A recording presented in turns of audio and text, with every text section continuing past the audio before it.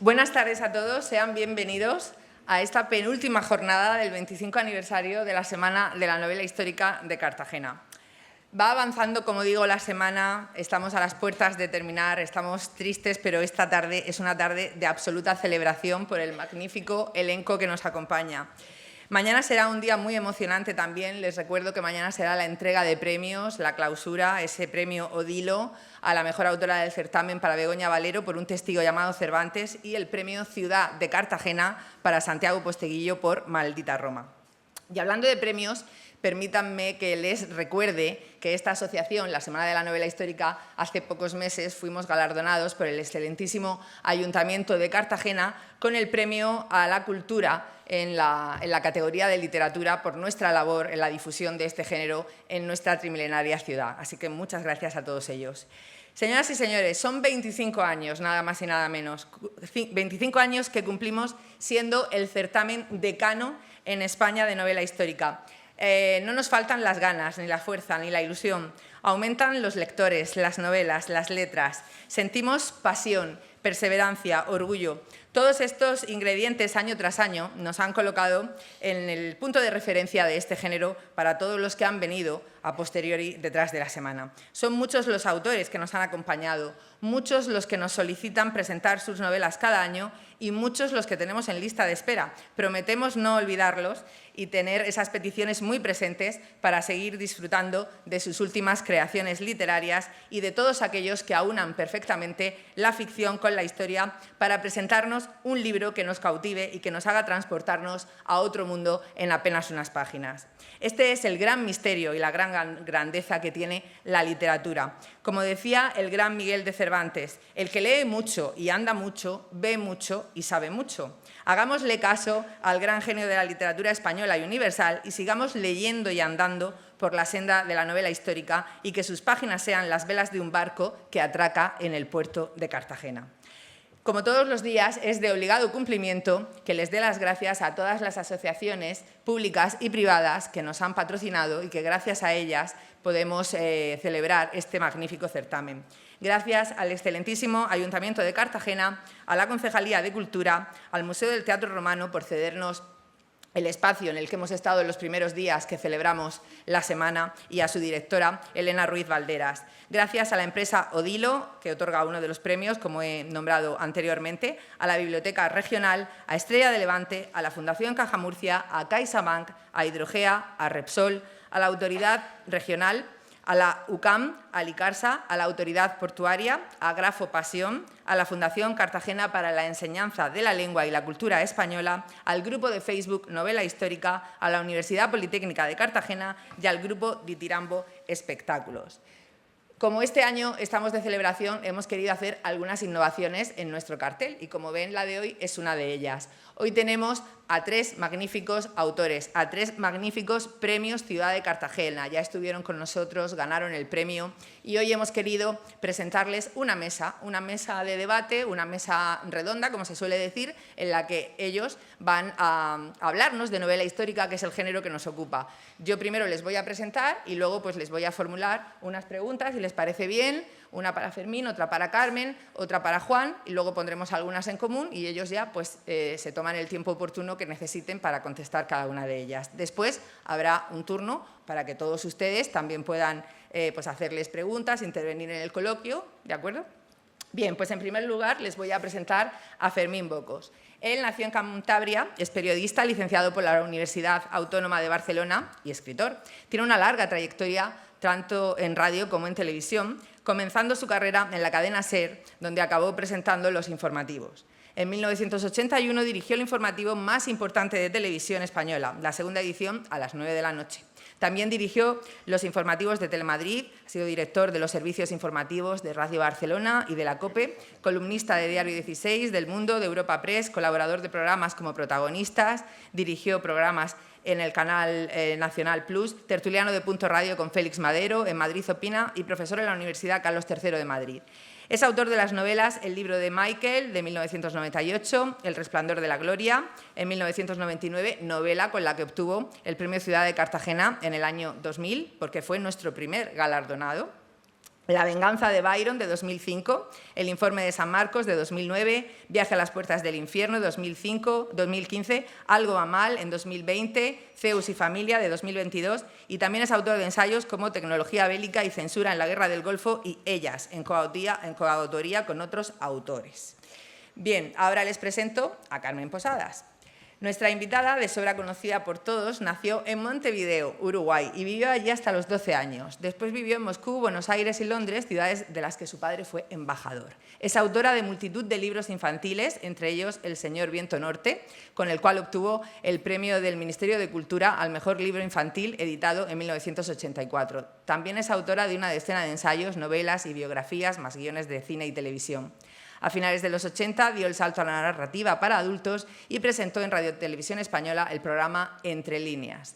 En 1998 ganó el Premio Planeta con Pequeñas infamias, novela con la que la revista Newsweek la catalogaba como una de las grandes autoras latinoamericanas más destacadas de su generación. Sus libros han sido traducidos a más de 20 idiomas y se publican al menos en 40 países.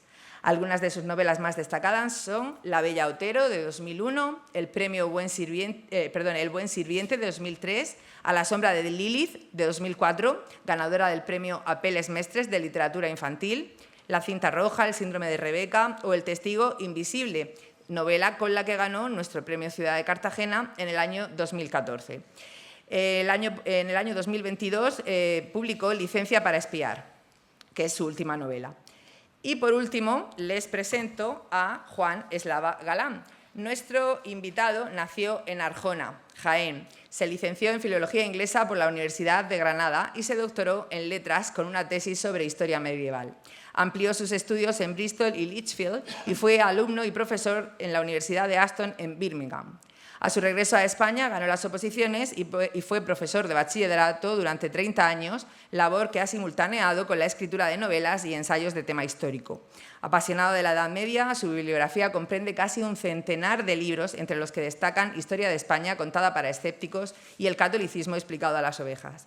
Ha ganado multitud de premios, El Planeta en 1987, el Ateneo de Sevilla en 1994 con El comedido Hidalgo, el premio Fernando Lara, el premio de la crítica andaluza con Señorita y el premio Ciudad de Cartagena de nuestra semana en 2004 con La Mula. Ostenta la medalla de plata de Andalucía, es consejero del Instituto de Estudios Jienenses. Entre sus ensayos históricos cabe destacar Los castillos de Jaén, Santos y pecadores, Un jardín entre olivos y El paraíso diputado. Nuestro invitado también ha traducido la poesía de T.S. Eliot y escribe como novelas de ficción histórica con el seudónimo de Nicholas Wilcox, como La lápida templaria, Los falsos peregrinos, etc. Bueno, como saben, esta tarde vamos a comenzar con esa mesa redonda que les decía y bueno, voy a formularles una pregunta. En primer lugar, a Fermín Bocos. Comenzamos. Bueno, un aplauso para ellos.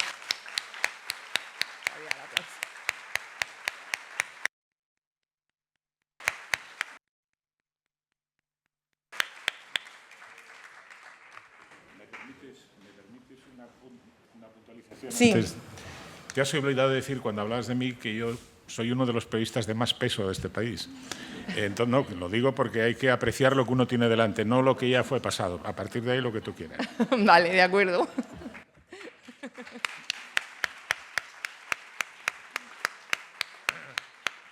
Me lo he ganado a pulso. Sí.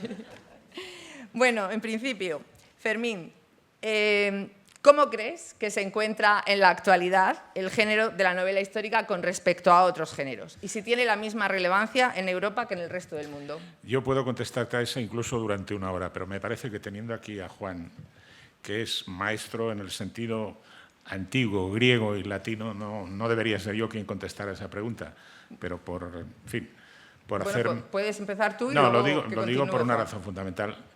En mi caso, circunstancialmente me he dedicado a publicar novelas históricas u otro tipo de novelas coincidiendo con los momentos en los que perdía el trabajo en el que estaba, unas veces porque no me gustaba y otras las más porque me echaban.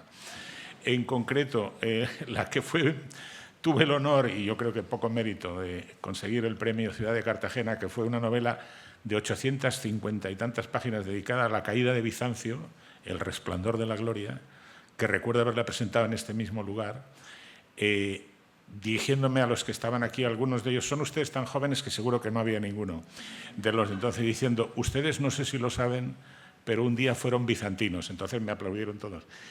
Y coincidió que me habían echado de Telecinco. Yo presentaba los informativos del fin de semana y se ve que no coincidía con la, digamos, la sensibilidad del gobierno del momento. Parece que ha llovido, pero no ha llovido nada, estamos en lo mismo. Contestaré a tu pregunta después de que intervengan mis compañeros, porque a lo que tú nos emplazas es nada menos que a una disertación de un par de horas. Lo haré, no te preocupes, lo haré. Bueno, pues entonces, Juan, recoge el testigo. ¿En qué momento se encuentra la...? Sí. En la actualidad, ¿cómo se encuentra el género de novela histórica con respecto a otros y si tiene la misma relevancia en Europa que en el resto del mundo? Yo diría que se encuentra en su mejor momento. Yo por la mañana madrugo mucho. Algo así como me levanto entre 4 y 5. Y sí, después de echar un rato de trabajo, cuando es la hora de hacer el café, le llevo el café a la cama a mi mujer. Sobre las 6. Ella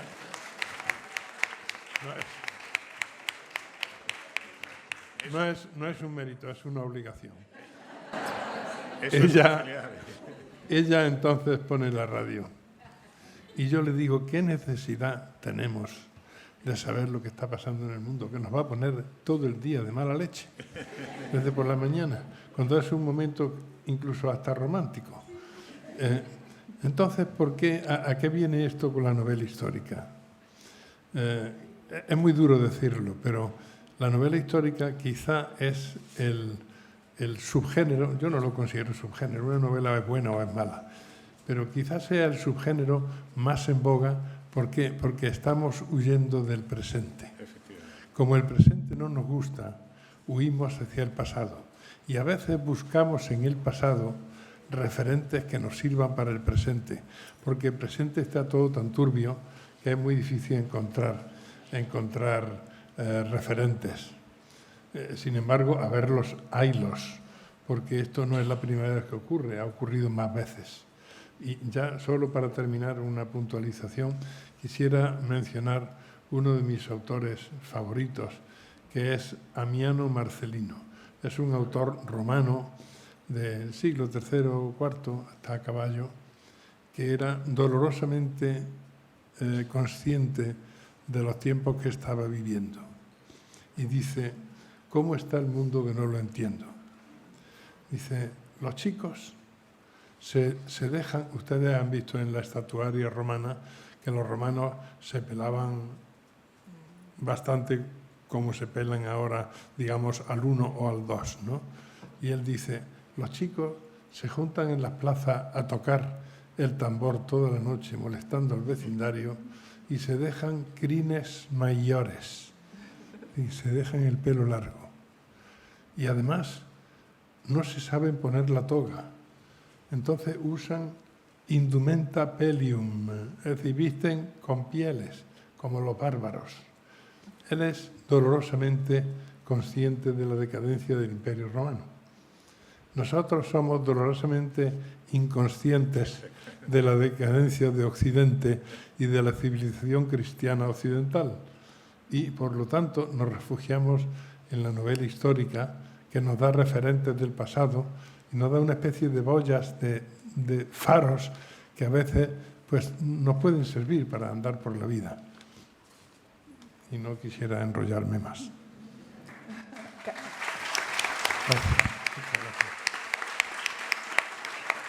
Carmen, si quieres apuntar alguna cosa sobre esta pregunta. Buenas tardes a todos. Es un verdadero placer estar aquí. Yo es la parte de España a la que vengo con más frecuencia. Tengo grandes amigos. Así que esto no es una fórmula, no es una cortesía. Estoy muy, muy contenta de estar en Cartagena. También porque cuando yo gané el premio era un momento de esos oscuros de mi vida, esos momentos que yo soy bastante dramática en general, ¿no? Siempre pienso que ¡ay, qué horror! Esto es el fin.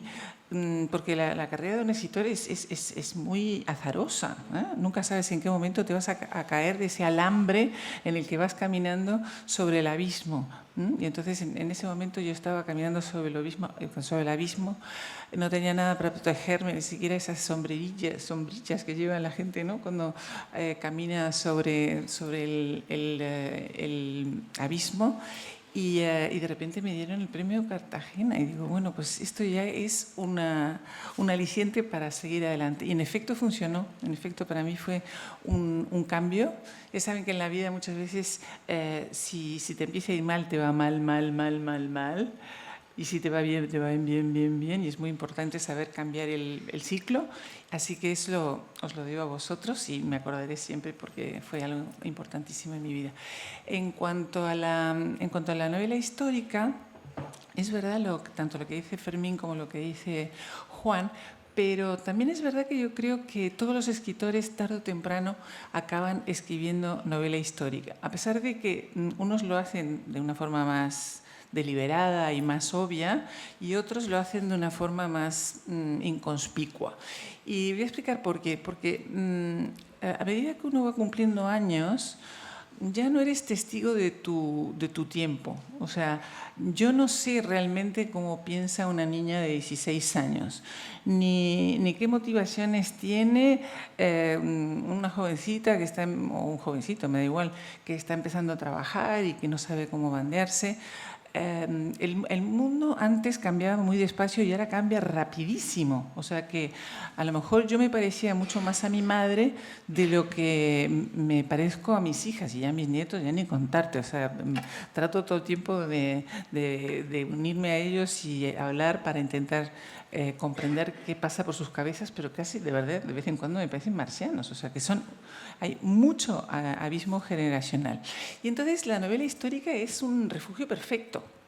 No solo porque queremos huir de la realidad, sino porque también queremos huir de nuestra realidad en concreto, ¿no? Y entonces, pues hablar me da igual, de Diocleciano, o de ¿cuál era el tuyo, Fermín? ¿De quién hablabas? Ah, sí, de Justiniano. Bueno, en realidad no, del final del imperialismo. O hablar de los nazis. Aquí Juan es un súper experto en nazismo. O incluso, yo qué sé, hablar de los años 40 o de los años 50, porque también si estás haciendo una novela de nuestra generación, de cuando nosotros teníamos 20 años, también es novela histórica, no hace falta irse a las cavernas ni a la época romana, ¿no? Si yo hablo de los años 70, también estoy haciendo novela histórica.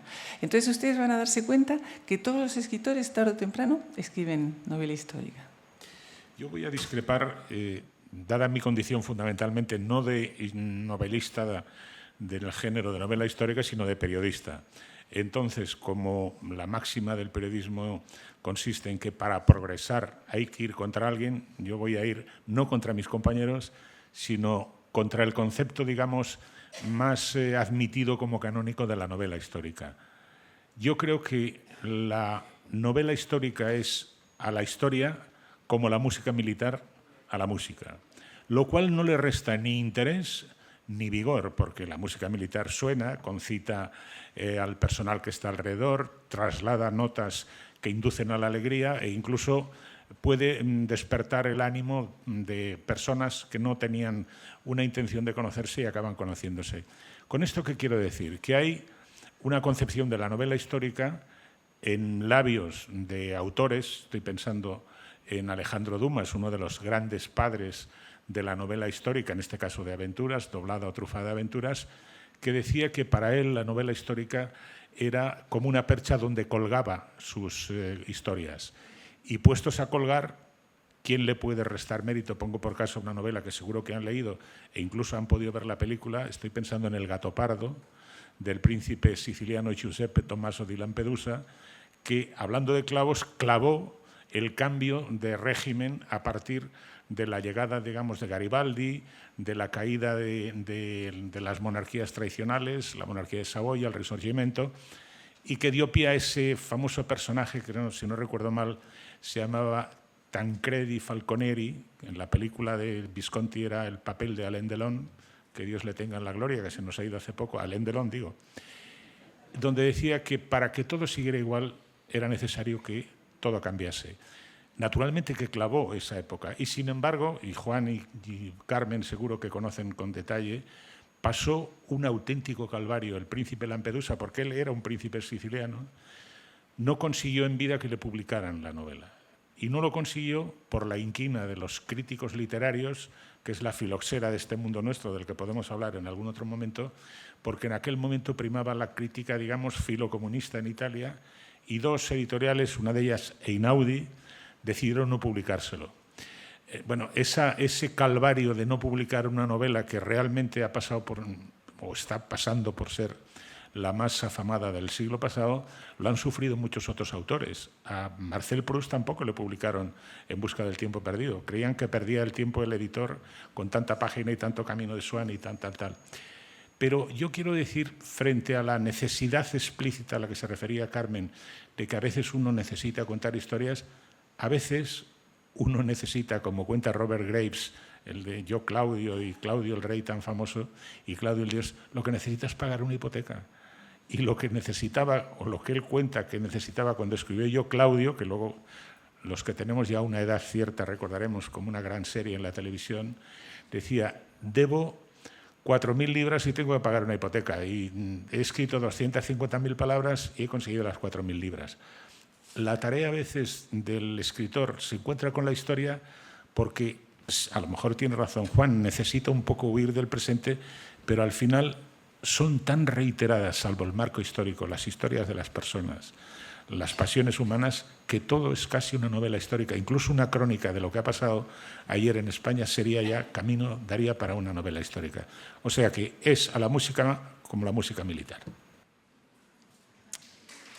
Lo cual no les debería a ustedes, sino todo lo contrario, desincentivar el consumo de novelas históricas, porque con la televisión y lo que se puede ver, pues ya me contarán ustedes.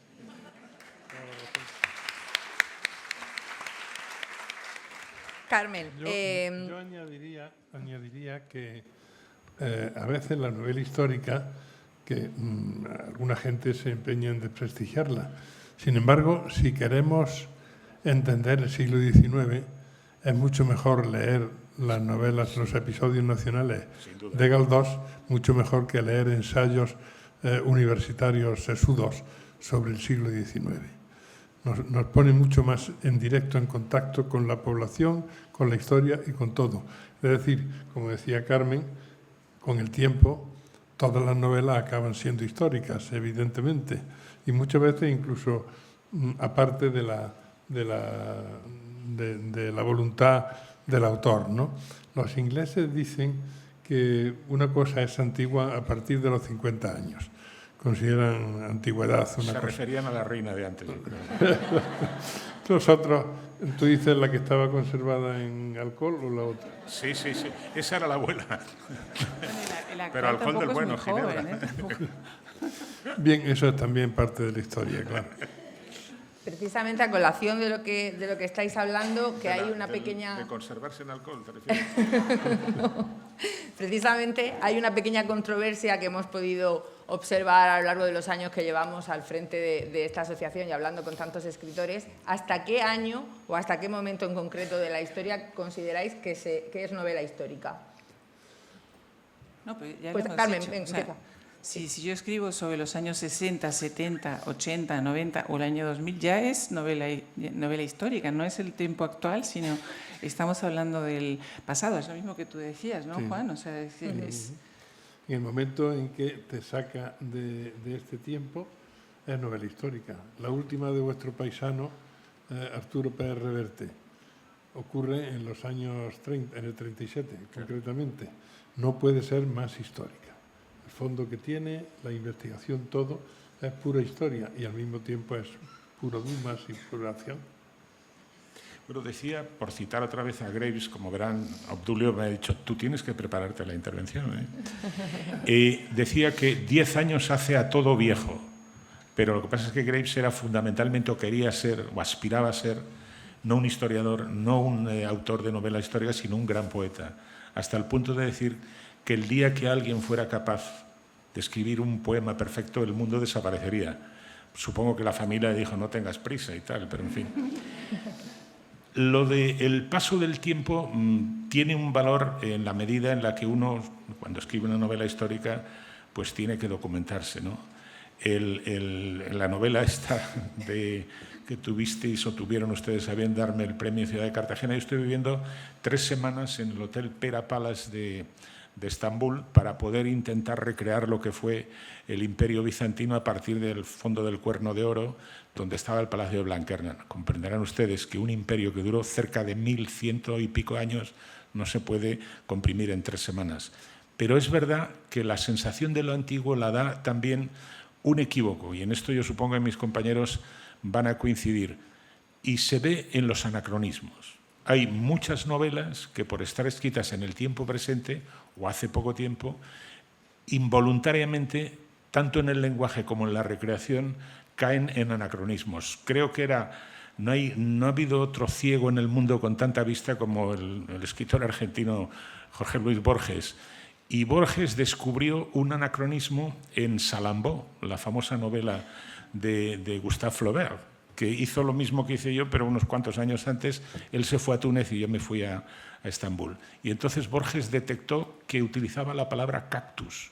Y claro, en el siglo III, cuando las guerras de los cartagineses con los esclavos y tal, el que cuenta Salambó, no había podido encontrar ningún fornido legionario un cactus, porque los cactus vinieron a partir del descubrimiento de América, ¿no? Yo creo que ese es el error que cometemos a veces al trasladar el mundo en el que vivimos a intentar recrear el mundo antiguo, ¿no?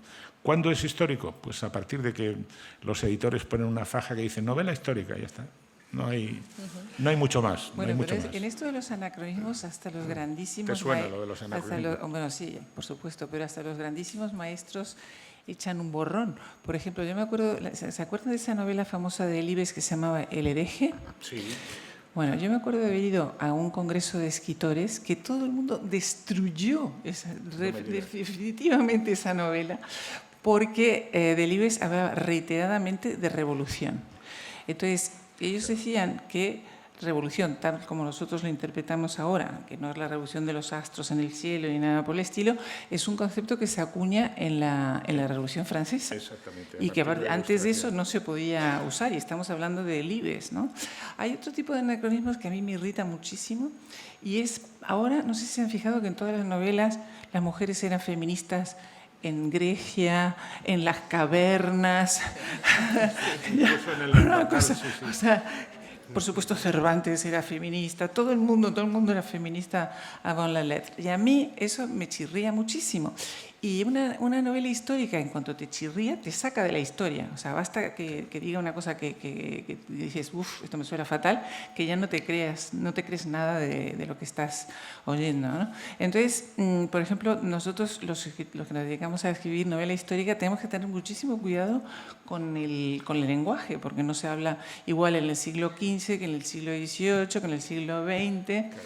Y les voy a contar un truco que tuve yo que yo utilicé yo escribí un libro que se llama La leyenda de la peregrina, que es esta famosa perla que aparece en el siglo, exacto, se la regalan a Felipe II y va pasando por manos de todos los Austrias, después por todos los Borbones, luego se lo lleva a José Bonaparte, se lo lleva a Francia, sigue dando vueltas por el mundo y acaba en el escote de Elizabeth Taylor, ¿no? Entonces yo iba con una libretita todo el tiempo apuntando. No, mejor sitio, Carmen, disculpa. Digo, hablo el nombre de la perla. Otros escotes tampoco estuvieron mal, date cuenta. Por ejemplo, Isabel de... ¿Cómo se llama? Sabes lo acogedor que debe resultar para esa mezcla de productos marinos convertido a través de los siglos. Bueno. No hay más que preguntárselo a Richard Barton. Sí. Le salió baratísima, te aclaro, ¿eh? Creo que costó algo así como $20.000, y ahora, la última vez que salió en subasta, que salió cuando se murió Elizabeth Taylor, y se vendió por $12 millones. Lo que le pagan a Juan por las novelas estas de contadas para escépticos, ¿no? Esa perla después de estar en ese escote, había ganado... Ya sabe que las perlas se valoran por su oriente. Exacto. Había ganado Oriente.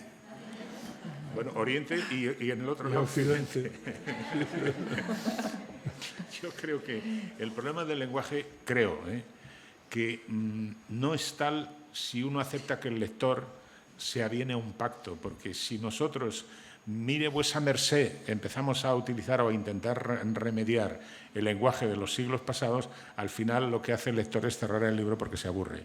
Entonces, el intento de trasladarlo al presente no es más que una licencia que yo creo que las dos partes aceptan, porque de otra manera sería, hablando en plata, lo que ustedes están pensando. Farragoso e imposible. Claro. Pero hay que intentar, yo he intentado en diversas novelas, he intentado imitar el estilo del siglo XIII o del siglo XVI, según el tema de la novela. De lo que se trata es de establecer una complicidad con el lector. Es decir, te voy a poner formas de ese siglo para que tú creas que yo creo que yo sé hablar como se hablaba entonces. Y entonces el lector se siente remunerado y el autor también se siente remunerado porque el otro, o sea, hay esa complicidad. Incluso cuando te permites, por ejemplo, cuando yo escribí Yo, Aníbal, novela que la han leído muchos cartageneros, por razones obvias, Aníbal ya saben que fue a casarse o a buscar novia, fue un braguetazo que dio en Jaén, en Cástulo, con la princesa Imilce, ustedes la han visto aquí desfilar por las calles, y ahí sacó la plata del padre de Imilce, del suegro, y por otra parte sacó gran cantidad de mercenarios de muy buena calidad para la campaña de Italia.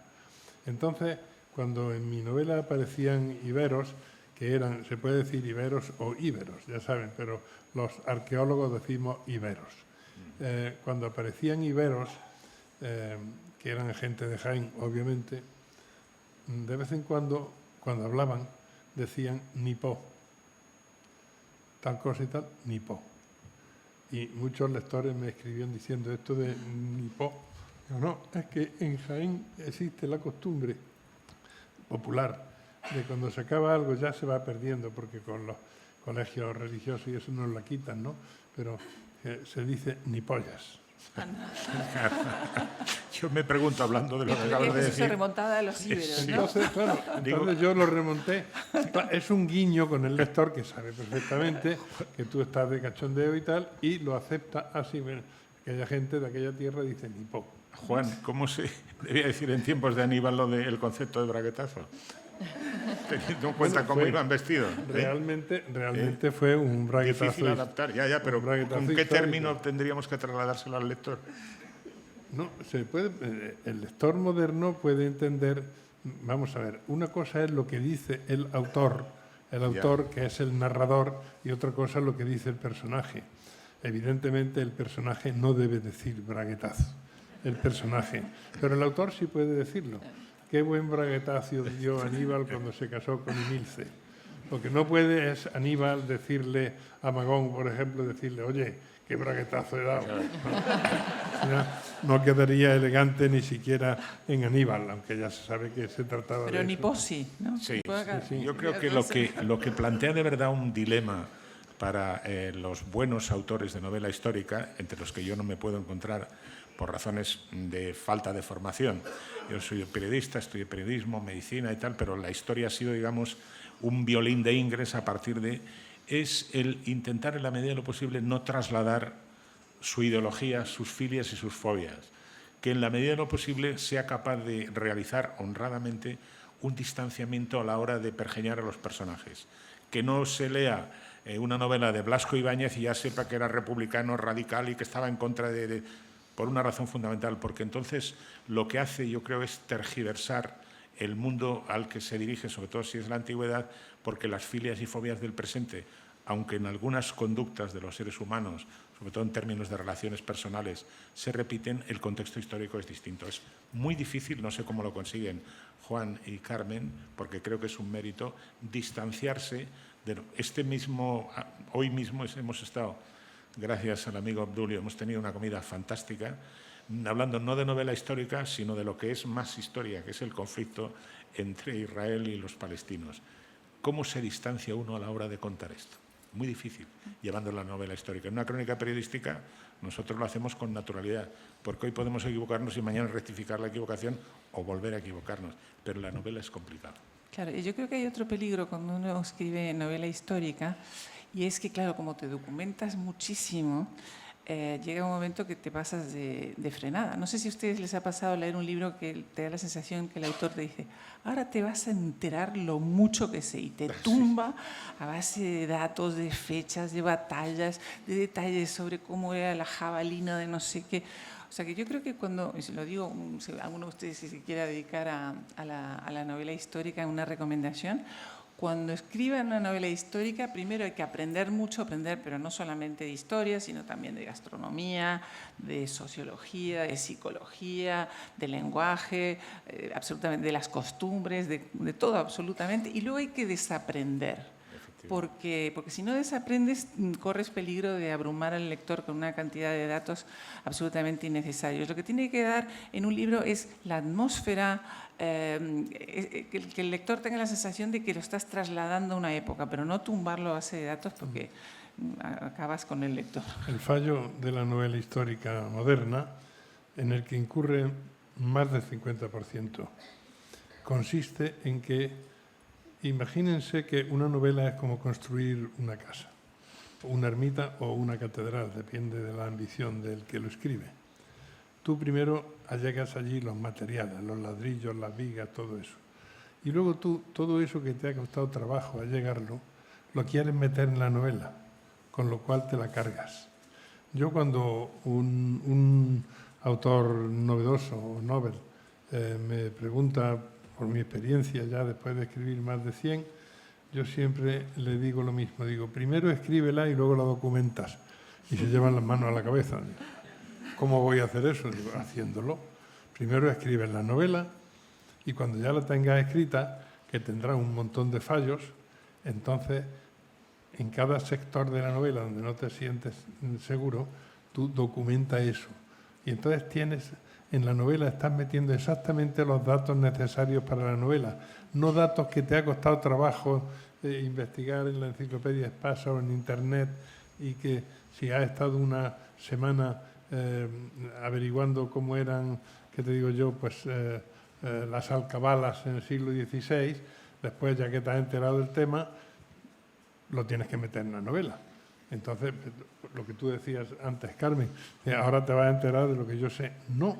No, se dice siempre, y ustedes son buenos hortelanos en esta provincia, se dice siempre que la sombra del hortelano estorba en la huerta. No se debe ver la sombra, le tiene que estar dando el sol a la hortaliza. Y la sombra estorba en la huerta, pero es necesario el hortelano, evidentemente. Entonces, no tienes, cuando tú empiezas a leer una novela, por ejemplo, hoy he venido en el tren leyendo la última de Arturo Pérez Reverte. Tú en ningún momento te despegas de la narración para pensar qué bien escribe Pérez Reverte.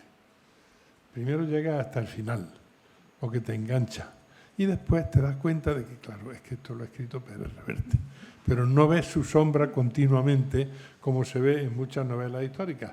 Se ve el esfuerzo, a veces agotador, que ha tenido que hacer el pobre escritor para averiguar esa cosa recóndita que no, maldita la falta que hacía dentro de la novela. Yo creo, queridos amigos, que estamos haciendo las cosas mal, porque les estamos a ustedes revelando parte de los secretos y hemos dejado atrás aquel consejo, creo que se le atribuye al canciller Bismarck, que le dijo a un ciudadano, mire, si a usted le gustan las salchichas, no se le ocurre ir a la fábrica.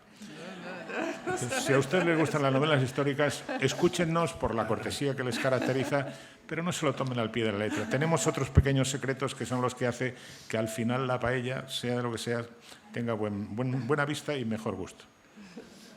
Digo porque ahora nos va a preguntar nuestra presentadora y vamos a terminar que contarle que hacemos lo que recomendaba Lope de Vega, que cómo componía, dice, leyendo, lo que leo anotando, lo que leo tal subrayando y lo que subrayo copiando. Claro, tampoco es eso, ¿no? Pues la verdad es que en parte ya creo que me habéis contestado a la siguiente pregunta que os iba a hacer, porque era en torno a esos ingredientes esenciales que tiene que tener una novela histórica. Entiendo que el rigor histórico es fundamental para que no se produzcan esos anacronismos de los que hablaba Carmen al principio, pero no sé si queréis añadir algo más de ingredientes que deba tener y que no deba tener una novela para que se convierta en un éxito. Sexo y muerte. Y después poner muchas velitas a un santo, porque es que nunca sabes qué novela va a funcionar y cuál no. Claro. Yo, por ejemplo, mi novela favorita fue un fracaso estrepitoso. Yo cuando la escribía dije, Carmen, esto es una obra maestra. Yo no soy nada gloriosa para mis cosas, al contrario.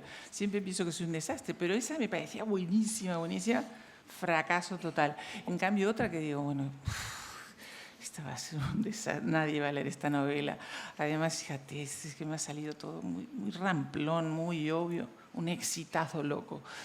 Así que si tuviéramos la receta, no estaríamos aquí, estaríamos en Hollywood. Porque, hombre, pero Hollywood es peligroso porque el otro día viendo, que la han repuesto hace poco, Gladiator o Gladiador en el cine, aparecía un vigoroso legionario con pantalones tejanos, o sea que hablando de anacronismos.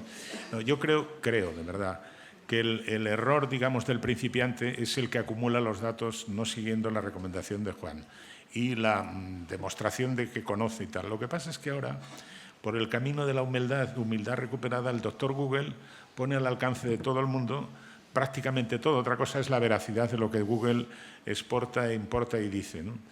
Y yo creo que al final, yo les comentaba antes que la dificultad que existe para no trasladar la ideología del que escribe a la época en la que se está refiriendo en sus relatos. Hay una excepción.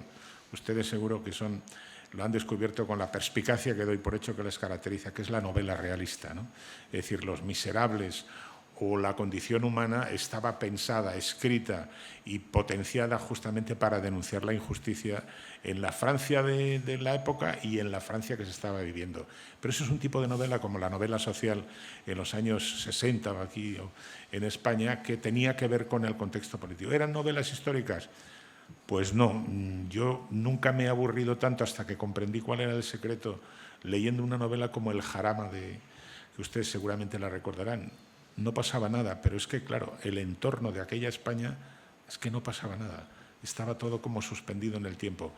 ¿Es una novela histórica? Seguramente no. ¿Tiempo de silencio es una novela histórica, Martín Santos?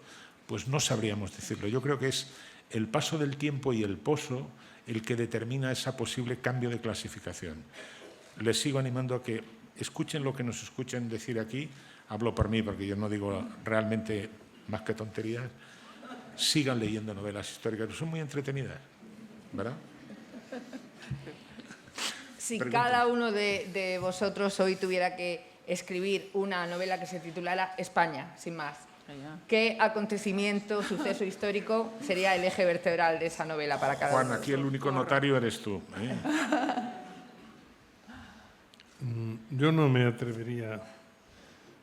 Bueno, sí, me he atrevido. Yo escribí hace 15 años una historia. Yo mezclo mucho los géneros, como saben mis lectores. Soy un novelista que escribe historia o un historiador que escribe novelas. No es que sea un género nuevo, es un género que yo lo he imitado de los ingleses. Y aquí en España empieza a cundir.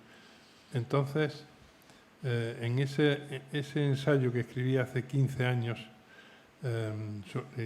la historia de España contada para escépticos, cada 4 años lo voy poniendo al día. La última puesta al día data de hace unos meses. Y los lectores que ha tenido hasta ahora me dicen siempre que deja como mal sabor de boca mis conclusiones sobre España. Probablemente tiene que ver también con que uno se va haciendo más viejo y vas perdiendo frescura, lozanía y optimismo de la juventud. Pero yo ahora no me pondría a escribir una novela sobre lo que es España ahora, entre otras cosas porque tengo el sentimiento de que se está diluyendo como un azucarillo, ¿no? Y entonces, a pesar de que yo nací en la España de Franco y en la nacional católica y padecí aquella España, sin embargo, la que tenemos ahora pues no nos gusta, ¿no? O no me gusta a mí.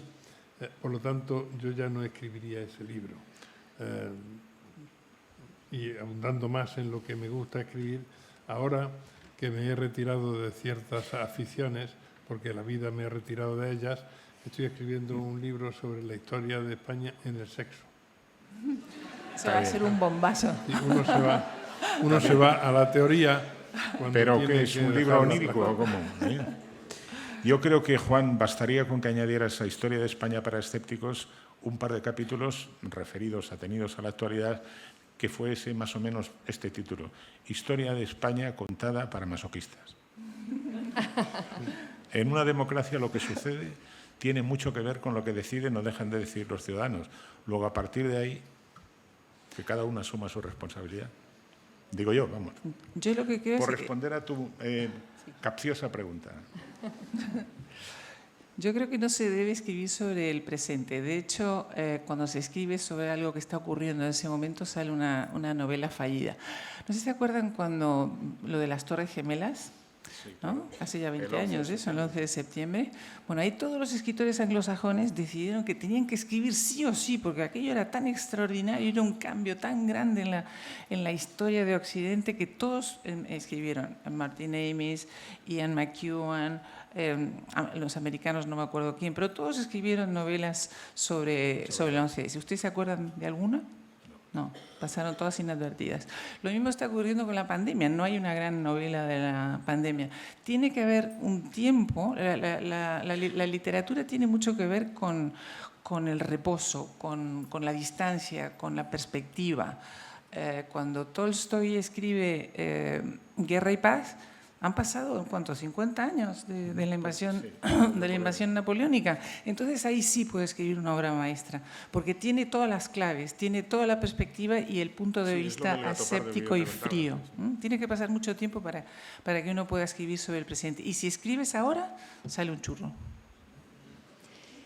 En realidad, el suceso, yo me refería al pasado, no al presente, era porque eligierais algo de la historia de España. Sí, sí. Hombre, estando en Cartagena, naturalmente la presencia de los cartagineses en este soleado territorio español. No, lo digo en serio. Yo de chico, cuando estudiaba, pues debía ser en la época anterior al bachillerato, siempre fui del campo cartaginés. Así me fue en la vida, claro. Lo mismo que le ha ido a Cartagena con el tren este que tiene que unir Murcia de Murcia a Madrid para hablar del presente, ¿no?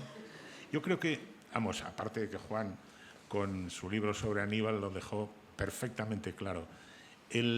La épica siempre ha rodeado a un determinado personaje que tiene al final un trasunto trágico en lo que hace.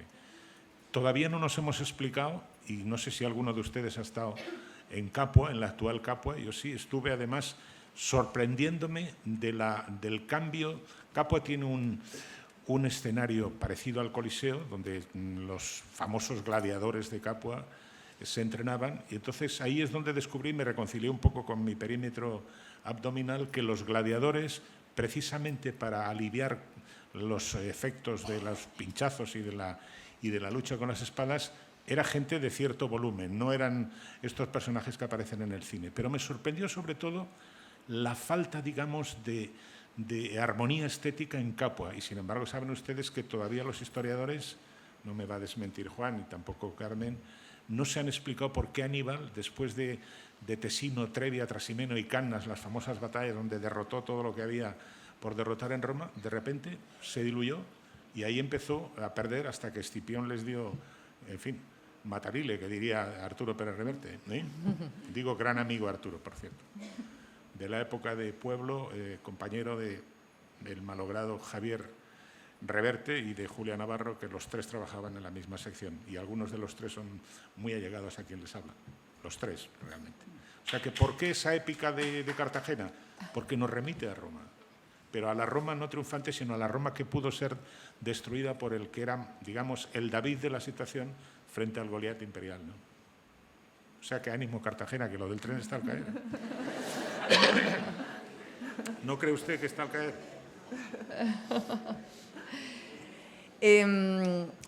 Ahora sí que os voy a hacer una pregunta capciosa. ¿Qué opinión les merece la enseñanza de la historia hoy en día? Juan. Bueno, espera, yo voy a contestar una cosa que me pasó hace poco, que me pareció de aurora boreal. Yo tengo un nieto que se llama Luis y que tiene 12 años.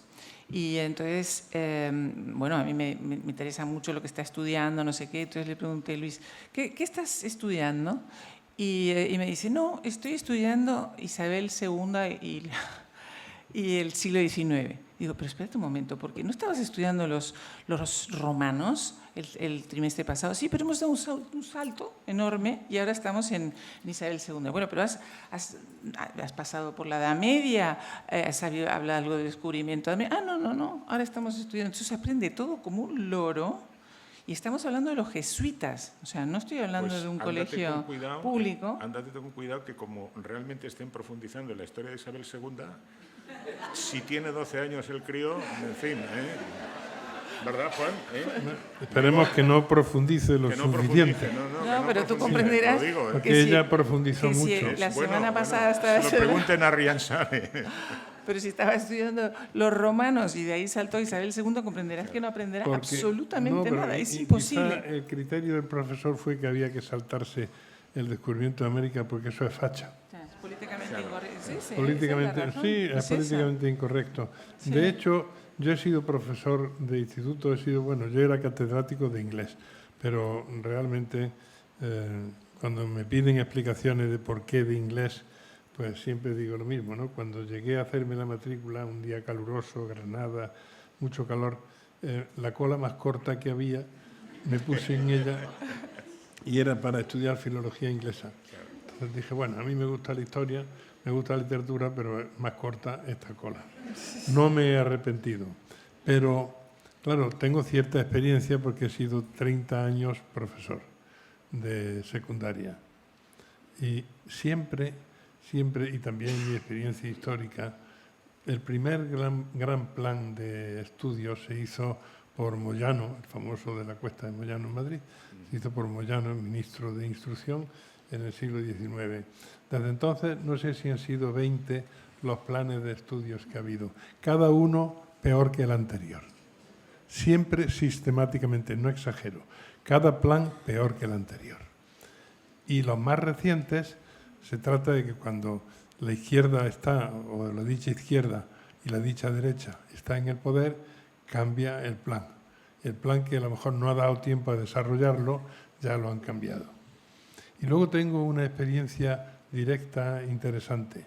Cuando yo me fui a Inglaterra, a Aston, al mismo tiempo yo no perdí mis vínculos con lo que entonces era el instituto, me creo que se llamaba el ICE o algo así, una institución supranacional que se dedicaba a ordenar los currículum, hay que decir currícula, plural, escolares.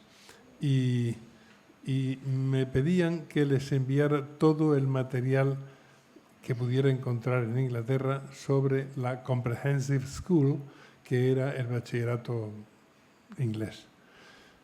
Yo una de las cosas que le advertía era que aquí esto ya se está reformando porque después de 10 años de aplicación se ha demostrado que es falso y que falla. No, pero tú envíanos todo el material. Bueno, yo lo compraba y se lo enviaba. Y para mi sorpresa, la próxima movida que hubo el próximo recurso didáctico que hubo en España fue precisamente basado en el Comprehensive inglés, que ya en Inglaterra lo estaban abandonando porque había fracasado. Quiero decir que siempre vamos de mal en peor. Hubo un momento, algunos de los más jóvenes aquí se acordarán en que los libros había que dejarlos, había que hacer fichas, etcétera, ¿no? Es decir, la educación es un absoluto desastre. ¿Y qué es lo que pasa? Antes también es culpa de la sociedad, no solo de los gobiernos. Los gobiernos quieren ganar las elecciones, que son a 4 años vista, pero la educación hay que pensarla a 20 años vista. Nadie la piensa a 20 años vista, van a 4 años ganar las elecciones. También piensen una cosa. Nosotros, y me refiero a mi generación, yo tengo 76 años, somos de una generación, nuestros padres aplazaron su bienestar para dárselo a los hijos. Fueron capaces de hacer eso. Trabajaban en 3 trabajos para que en casa hubiera un frigorífico, etcétera, ¿no? Aplazaron su bienestar. Ahora nosotros no, nuestros hijos los estamos mal educando para que sea todo inmediato. La recompensa inmediata. ¿Recompensa por qué? ¿Por un trabajo que han hecho? No, sin trabajo. Se les debe todo y son unos tiranos. los hemos maleducado nosotros. Entonces, la combinación de una educación fatal con una educación de casa fatal también, una dejación de nuestro deber como padres y como educadores, pues ¿qué resultado da? El que está a la vista. Así que soy muy pesimista en ese Juan, sentido. que yo que he sido durante... Aquí venimos todos como en las reuniones de Alcohólicos Anónimos. Bueno, yo también, profesor durante 6 o 7 años de periodismo en la Universidad Carlos III, yo heredaba a tus alumnos y los he heredado con las consecuencias actuales, porque muchos de ellos, de estos alumnos que yo he tenido, pues si les pongo nombres, ustedes les identificarán rápidamente con personas que aparecen en los telediarios o escuchan en la radio. Y si están escuchando en estos momentos lo que se está diciendo desde hace 2 semanas, desde que el presidente de México saliente volvió a insistir en que el rey de España tenía que pedir disculpas, perdón, etcétera, etcétera, no por una carta no contestada, sino por la conquista hace 500 años, y lo exigía un señor paisano en segunda generación mío, yo soy de Santander, y su abuelo era también de Santander, el anterior presidente de México, o sea, es decir, un descendiente directo de Moctezuma, lógicamente. Pues yo estaba reflexionando sobre algunas de las cosas que escucho con la mejor voluntad de algún compañero que ha sido alumno y dice, pero ¿cómo puede ser que ignore todo lo relacionado con lo que fue hace 5 siglos la llegada de los europeos a América, donde los historiadores mexicanos más solventes llegaron a acuñar una terminología que a mí me parece que lo explica todo?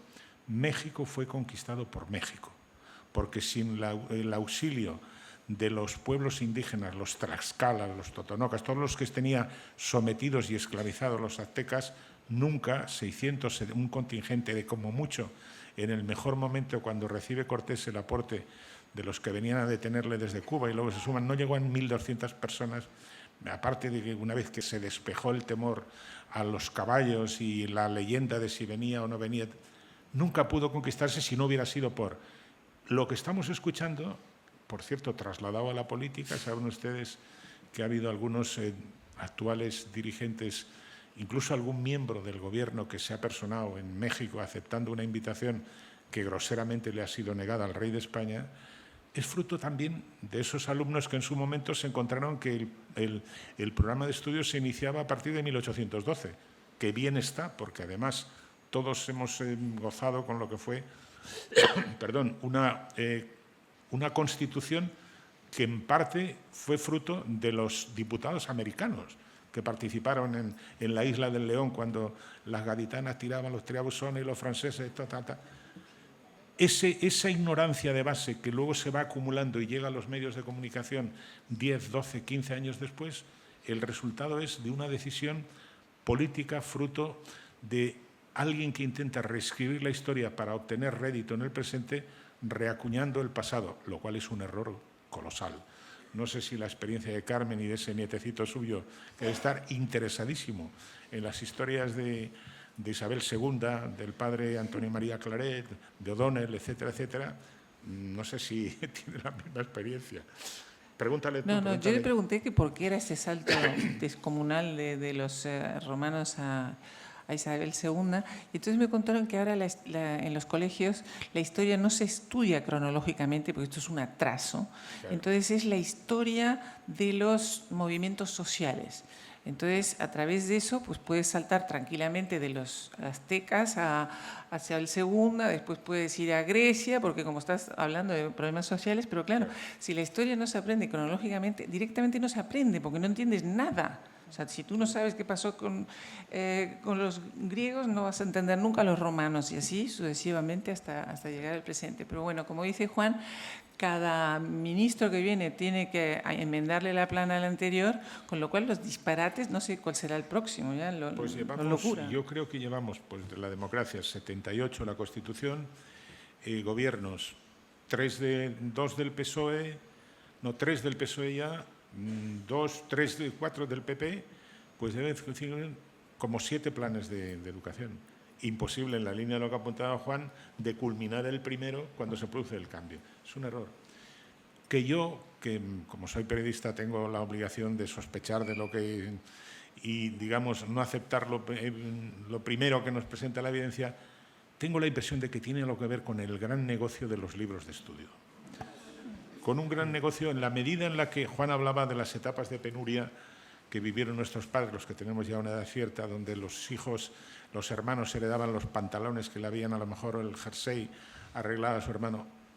¿Qué ha cambiado a la hora de contar la historia de Roma o de Grecia en el libro de historia que tenía el hermano mayor respecto del hermano siguiente? Nada. Lo que pasa es que los editoriales necesitan vender libros. Yo creo que tiene algo que ver, esa vorágine de cambio de planes de estudio tiene que ver con la influencia de los lobbies editoriales, que por cierto algunos de ellos son los mismos que luego nos publican nuestros libros. O sea que lo digo sin pensarlo bien. Con la boca pequeña. Casi que lo retiras, ¿no? No Casi lo retiras, pero... Piénselo ustedes. ¿Qué sentido hay que cada curso tengamos que comprar? Oiga, hombre, yo entiendo que cuando nos hicieron la faena, Juan, tú te libraste de ella, la faena del lenguaje de Ferdinand de Saussure, los cuerpos, las palabras, llamarlas sintagmas y toda esta cosa, nos volvimos locos, pero fue una vez. Pero los libros de historia, en fin, una vez establecido por Mommsen lo que fue la historia del Imperio Romano, yo creo que todo lo demás han sido adaptaciones, digo yo, ¿no? Los mayores de esta asamblea recordarán que ¿te refieres a nosotros? Para llegar a ingreso y aprobar ingreso de bachillerato, cosa que ahora sale gente de la universidad sin el nivel que entonces se tenía en ingreso, uno tenía que saber las 4 reglas y escribir un dictado largo con solo una falta de ortografía. Y entonces nos arreglábamos con la enciclopedia Álvarez, recordaban mucho. Se llevaba una enciclopedia en el zurrón o en la cartera y con eso nos arreglábamos perfectamente. Ahora van cargados de libros, llevan hasta una maleta con ruedas porque no pueden y no saben nada. No saben nada. Precisamente ese revisionismo histórico y esos términos que están hoy en día tan de moda como leyenda negra, quería que me hablarais un poco sobre eso. Bueno, pero ¿para abundar en ella o para desmentirla? Para lo que queráis. Yo creo que Juan ha escrito algo sobre esa época, ¿no? Bueno, la leyenda negra tiene un origen muy claro. Aparte del hecho de que el pueblo español sea masoquista, también habría que apuntarlo, porque encima somos los que recibimos la leyenda negra y la ampliamos, si es posible. Aparte de eso, la leyenda negra ocurre cuando tiene mucho que ver con el descubrimiento de la imprenta. La imprenta la descubrieron o se extendió en los países protestantes y particularmente en los Países Bajos, cuando el coco de los Países Bajos era el duque de Alba y los tercios españoles. Entonces era un momento en que en toda Europa, sobre todo en los Países Bajos y en Italia, se editaban muchos folletos que eran destructivos. Es el nacimiento de la propaganda política moderna. Y la imprenta estaba en aquellas manos. Por lo tanto, y también estaba dirigido a los analfabetos, porque al que no sabía leer, no se preocupe que le vamos a dar láminas donde se ve claramente la crueldad de los españoles despedazando indios y haciendo cosas parecidas a pobrecitos indios, ¿no? Entonces, ese es el origen de la leyenda negra. Tiene también que ver con otra cosa. Los historiadores, sobre todo los británicos y los franceses, han extendido mucho, han contribuido a la extensión de esa leyenda negra. Cuando uno va a Inglaterra, a las pocas de cambio, alguien te tiene que recordar la Armada Invencible. La Armada Invencible la tienen encima, respira. Es que todavía no han superado el miedo, el canguelo que les entró. Estuvieron tan acojonados que eso lo llevan en la sangre. Y yo muchas veces digo, bueno, lo mismo que Felipe II trató después Napoleón de hacer y después Hitler.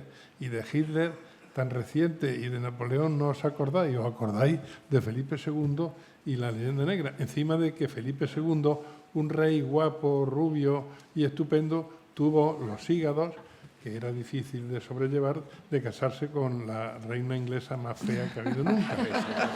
Encima, así nos lo agradece.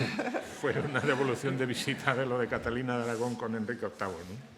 Bueno, yo lo que puedo hablar desde el punto de vista de Latinoamérica. Yo soy uruguaya y entonces, bueno, nosotros desde pequeños había como dos versiones de las cosas. Por un lado nos hablaban de la madre patria, pero por otro lado nos hablaban de todos los horrores que los españoles habían hecho. Yo creo que en el caso de Sudamérica, gran parte de que haya arraigado tanto la leyenda negra está muy relacionado con los ingleses. Los ingleses son unos genios de vender lo que ahora se llama el relato. Y les voy a poner un ejemplo que a mí me parece paradigmático. Ya saben que la primera persona que consiguió dar la vuelta al mundo es Juan Sebastián Elcano, ¿no? Y entonces él llega y no se entera nadie. Y hasta el punto de que un poquito más adelante pide ser almirante de Castilla y se lo niegan. ¿Vale? Eso es como se cuenta la historia en España. Unos cuantos años más tarde, Francis Drake decide hacer lo mismo. Conste que ya lo había hecho Elcano, o sea, que no era el primero. Bueno, cuando llega a Inglaterra, la reina lo está esperando en el puerto, lo hace Sir, le da una cantidad de dinero. Esa es la diferencia de cómo actúan los españoles con sus héroes y cómo actúan los ingleses con los suyos. Claro. Ellos son unos genios en vender el relato. Y luego, aparte de la inquina que podían tener, porque claro, España era el gran imperio y ellos siempre han sido como segundones, etcétera, etcétera, es que tenían muchísimo interés en Latinoamérica. O sea, las invasiones británicas se hacían cada lunes y cada martes, venían los ingleses primero como piratas y después más adelante a instigar la rebelión en todas las colonias. Es muy significativo que todos los países hispanoparlantes de América están fragmentados. Si ustedes se fijan, está Colombia, Venezuela, Perú, no sé qué. En cambio, el imperio brasileño se mantuvo incólume. ¿Por qué? Porque los ingleses lo que tenían interés era en sembrar cizaña en las colonias hispanoparlantes. Y entonces apoyan a los, ¿cómo se llama?, los criollos que estaban levantando, daban dinero a través de las logias masónicas. O sea, los británicos son los que han configurado el mapa de Latinoamérica y convertirnos en estas pequeñas repúblicas que si hubiéramos podido ser la gran... Claro. La Gran Carmen, Colombia o cualquier otra cosa. Que has citado a Sir Francis Drake, que era un pirata. La diferencia, o Hawkins, es decir, eran auténticos con patente de corso, cuya misión era actuar como aves rapaces con los navíos que venían de América. Es decir, vamos a ver, tú hablas de la época, digamos, del 19, cuando las logias masónicas empiezan a suministrar dinero para intentar, como tú dices, separar que no eran colonias, eran los virreinatos. Es decir, la diferencia entre el Imperio Británico y la presencia de los españoles en América es que la Nueva España, las primeras catedrales, las primeras universidades, los primeros hospitales, 150 y tantos años antes que Estados Unidos tuviera la primera, eran españoles tenidos por tales, y de hecho en la Constitución de Cádiz participan diputados españoles. Pero es que el relato, tú dices, el relato y la expedición del almirante Vernon, conocen ustedes, hablando, ¿cómo no lo van a conocer?, de Cartagena de Indias, trasunto de Cartagena de España, que era la llave de América, y organiza Inglaterra una expedición con cerca de 14.000, lo que llamaríamos hoy marines, con un almirante que va a por Cartagena de Indias, entendiendo que ahí es donde recalaba el oro que venía del Perú y era la llave para Mesoamérica. Naturalmente no sabía que Blas de Lezo estaba esperándole, pero estaban tan confiados en la victoria, que me corrija Juan, que de esto sabe más que yo, que llegaron a acuñar una moneda en la que se ve a Vernon, el almirante, aceptando la rendición de un tullido. Le faltaba un ojo, un brazo y una pierna. Pero, amigo, cuando llegaron allí se encontraron que les dieron pal pelo y no pudieron conquistar Cartagena de Indias. Y retiraron la moneda, pero no la leyenda, del intento de... Siempre tuvo, en cuanto descubrieron que Jamaica era pequeña y que en lo que hoy es Estados Unidos hacía mucho frío, siempre les atrajo el mundo del Caribe, como a todos, por cierto, eso vamos a llamarlo. Es que América eran muchas cosas juntas, ¿no? Pero hay un dato o una prueba que, si tuviera uno que explicarle a un chico joven, a una chica que no tuviera una idea de la leyenda negra, ¿por qué? Te dice, mira, es muy fácil. Mapa de Estados Unidos, traza una diagonal entre Alaska y Florida.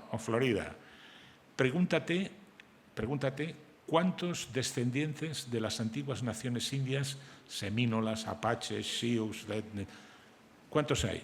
No llegan a 50.000. Pregunta cuántos mestizajes, fruto del mestizaje, hay de descendientes de los que en su momento tropezaron los europeos que llegaron a América. Antes de ayer, antes de marcharse, el anterior presidente de México reconoció, me parece que fueron a seis comunidades indígenas. Cuando México se independizó, no quisiera equivocarme, me parece que fue en 1821, había 21 pueblos, se hablaba el náhuatl, que es la lengua. Ahora apenas si se habla esa lengua. Y desde luego la presidenta actual, la señora Claudia Sheinbaum, que viene, parece de una familia judía de Rumanía o de Bulgaria o por ahí, ¿no? O de Lituania, no se ha dirigido a los mexicanos diciéndoles buenas noches en náhuatl o buenos días, si no lo ha hecho en español. En la leyenda negra está la prosperidad de Inglaterra a costa de la rebatiña de lo que venía de América, está clarísimo. Inducido, por cierto, como apuntaba antes Juan, por la capacidad cainita que tenemos los españoles de no potenciar lo nuestro, porque el primer, digamos, iba a decir traidor, el primer instigador fue Antonio Pérez, si no recuerdo mal, ¿no? El secretario de Felipe II, ¿no? Que huía de la quema y de paso dio pie a toda esta historia. Bueno, Bartolomé Las Casas también colaboró a su Bueno, pesar, pero era un clérigo y los curas ya sabes a qué juegan, ¿eh? Y por el hecho No de todos, que exista, no todos. el hecho de que exista Bartolomé de Las Casas y que pudiera publicar Eso su ya obra, ya significa hasta qué punto no había la libertad. había libertad. Claro, Exacto. eso no lo hubiese hecho ni en Francia ni en Inglaterra, evidentemente. Abundando en lo de la medalla por el almirante Merno, hay un error en la medalla, y es que Lezo aparece arrodillado y claro, le faltaba una pierna, no podía arrodillarse. Sí, empezando por ese error, ¿no? Y luego hay otra cosa en la que siempre se incide, y es que España cometió un genocidio en Sudamérica. Efectivamente existió el genocidio, pero el genocidio fue cuando se fueron los españoles. Durante la Guerra de la Independencia, los criollos, quiero decir, no, los indios, estaban más bien a favor de los españoles. Eran los criollos descendientes de españoles los que estaban. Por eso se dice que la conquista la hicieron los indios. Sí, como antes tú has dicho, la conquista la hicieron los indios, porque Cortés, México fue casi todo lo conquistaron los propios indios. Y la independencia la hicieron los españoles, los descendientes de españoles, que pensaron, ¿por qué vamos a tener que estar pagando en Hacienda en España cuando aquí tenemos universidades, carreteras, de todo, porque eran provincias españolas? Luego nos independizamos y toda la ganancia para nosotros, instigados evidentemente por los ingleses. Pero después el genocidio se comete cuando ya esas repúblicas son independientes, particularmente en Argentina y en Chile. Hacen un genocidio sistemático, pagando cazadores para que cacen indios y dándoles un tanto por cabellera o por indio muerto. Eso no lo habían hecho los españoles, evidentemente. Lo hacen esto porque con los españoles los indios eran ciudadanos tan puteados como los ciudadanos que había en la metrópoli. No quiero decir que vivieran en la abundancia. Tampoco aquí lo vivían así, ¿no? Bueno, pero cuando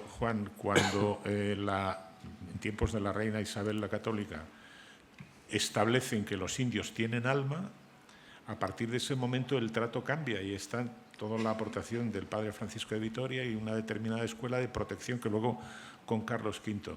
Bueno, el origen de la tragedia, del drama de la esclavitud, de la importación de africanos a América, tiene que ver con eso, es decir, el reconocimiento a los indios que encuentran en las tierras que van descubriendo, los primeros que llegan y los que siguen, frente a los africanos que consideraban que no tenían esa protección fruto de su carencia de alma. De hecho, España, yo creo que el último país en abolir la esclavitud fue Brasil, pero España, ya muy avanzado el siglo XIX, en 1800, yo creo que en tiempos de la Primera República quedó abolida la esclavitud, sobre todo para en Cuba y los ingenios cubanos. Pero claro, los indios, es decir, que son a los que nos remite la leyenda negra, a pesar de esta taxonomía de color, eran en alguna medida considerados par iguales en derechos, por lo menos espirituales. Pues ya saben que a mucha gente le preocupa mucho el alma mientras no le toquen la cartera, claro. Bueno, ya que tenemos este auditorio absolutamente a rebosar, vamos a darle ya voz al público, que creo que seguro que muchos de ustedes están deseando hacerle preguntas a nuestros ilustres invitados. Empezamos por esta primera fila. Jesús. Pero habla fuerte, por favor, que se te oiga. ¿No tenéis un micrófono? Con el tema de la interpretación de las becas, los temas tan originales a todos los llamados libertadores, ya hay uno más odioso que se duda, dedicamos en España ¿qué se debe? ¿A quién le lanzas la pregunta? Jesús. Digo Jesús en términos clamatorios. ¿Qué preguntas nos haces? Aunque te llames Jesús. Bueno, y porque a lo mejor no recuerdas que en el parque que está cerca ahí de Rosales, en Madrid, hay un pedazo historia ecuestre, de San Martín, hablando de proximidades. No, están todos los procesos, todos. Claro. Porque una vez que se produce la independencia, es que hay que tener en cuenta que las colonias, o llámale X, empiezan a hacerse independientes cuando se va el rey, o sea, cuando llega José Bonaparte. Y entonces ellos, deciden que no hay rey y por tanto empieza la independencia. Luego viene Fernando VII y se dan cuenta que aquello es un horror y ahí los ingleses empiezan a meter su cizaña por todos lados y se produce la independencia que con muy poquitos años de diferencia es en todo el continente. Bueno, más adelante hay como una especie de reconciliación con Latinoamérica, ¿no? Y entonces, el siglo XIX se crea se acuña ese término de la madre patria, se levantan monumentos, y como dice Fermín, en el Retiro están monumentos de todos los procesos. Y hay un momento en que hay una especie de reconciliación y ya nos vamos a olvidar de lo que pasó. Incluso me contaron el otro día, que yo no sabía, que en la Constitución mexicana hay una cláusula que dice: vamos a olvidar el pasado, ya no vamos a volver a sacar este asunto, que es precisamente lo que está haciendo López Obrador. O sea, que en la Constitución mexicana hay una cláusula que dice: olvidemos el pasado y ahora miremos juntos hacia el futuro, ¿no?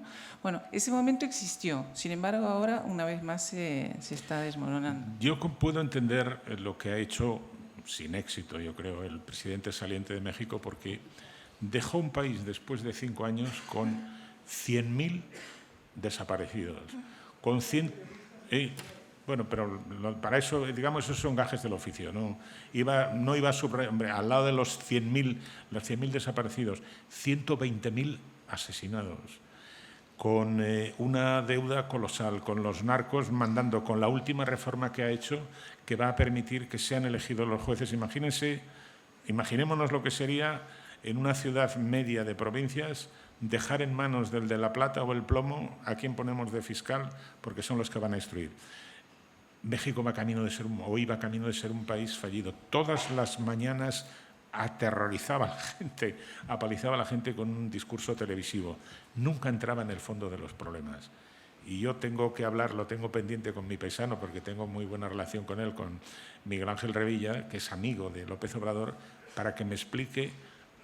Trato de compartir con ustedes una perplejidad mía, que se convertirá, supongo, en confidencia, cómo y cuándo se transformó el presidente López Obrador, un señor que había tenido una trayectoria razonable de izquierdas luchando contra la desigualdad. La corrupción de México no se la ha inventado él, desde luego la ha heredado.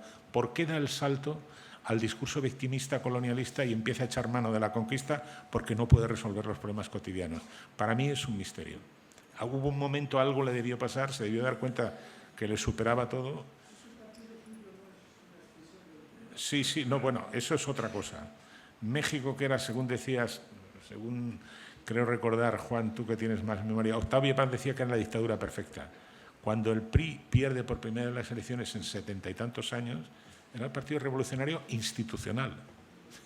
¿Cómo es una contradicción? Revolución e institucional. Aparte, ahora que estás, Jesús, que tienes micrófono, me callo. Hombre, porque ahora yo tenía la ventaja de que lo que contestaras no te oían arriba. Pero Jesús, Hay otro señor vamos ahí. a Así fue una escisión.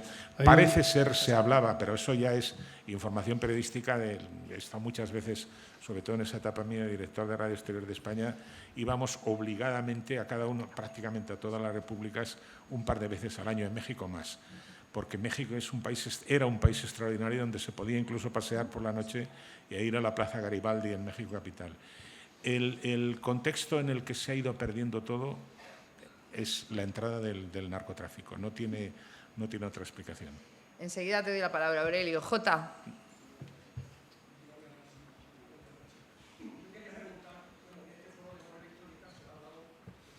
Jota, al micrófono.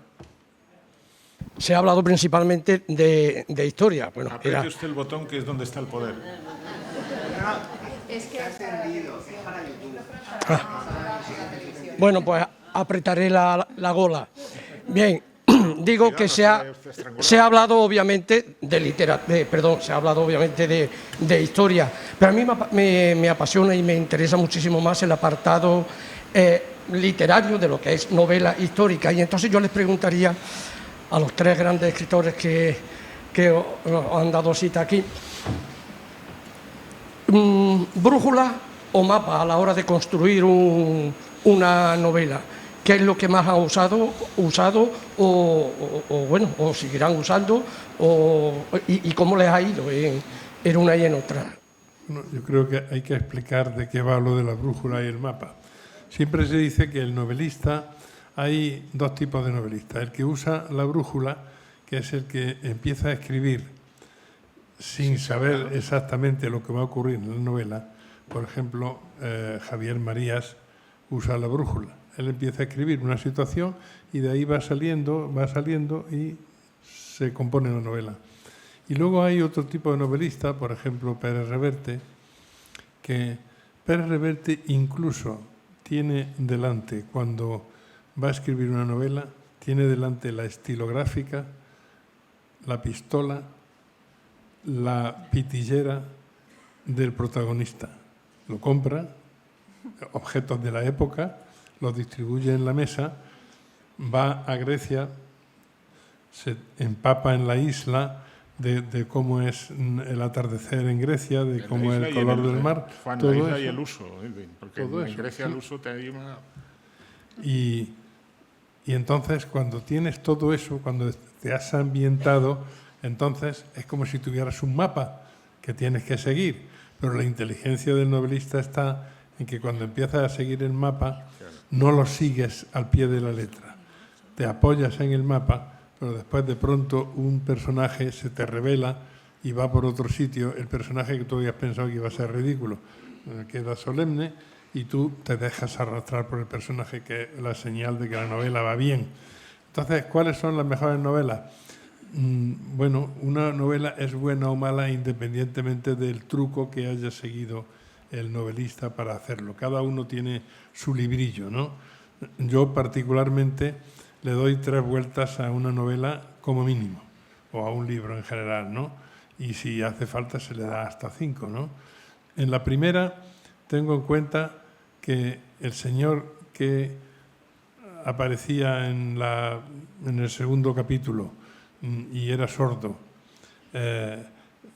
y en el sexto se tira un rato escuchando detrás de una puerta, ¿verdad? Eso yo en principio, o escribo huevos sin H, yo en principio lo respeto.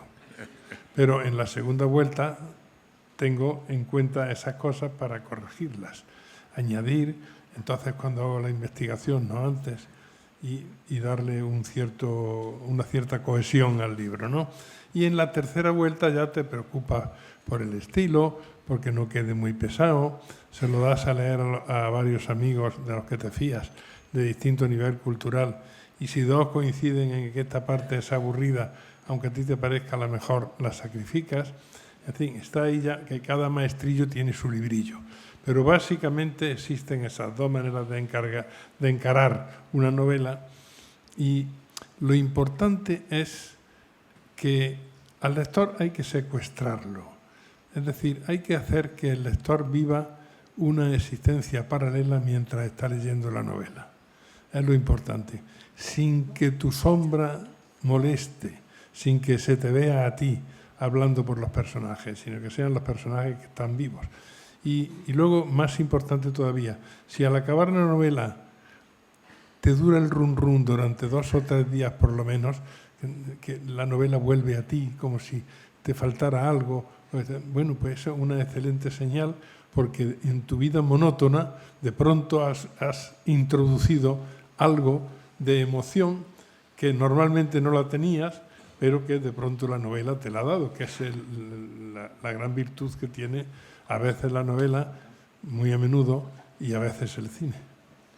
Jota, luego hay fenómenos raros. He citado antes a otros efectos a Robert Graves y leí en un libro de memoria, en realidad es un libro que recopilaba un par de entrevistas. Saben ustedes, Robert Graves, que acabó viviendo prácticamente 50 años de su vida en Deià, en Mallorca, que escribió sobre todo una gran obra entre mitológica e histórica, que es La diosa blanca, y decía, cuando le preguntaron lo mismo que ha preguntado usted, Jota, cómo escribía, o si la brújula o el mapa, y decía, es que yo me transporto.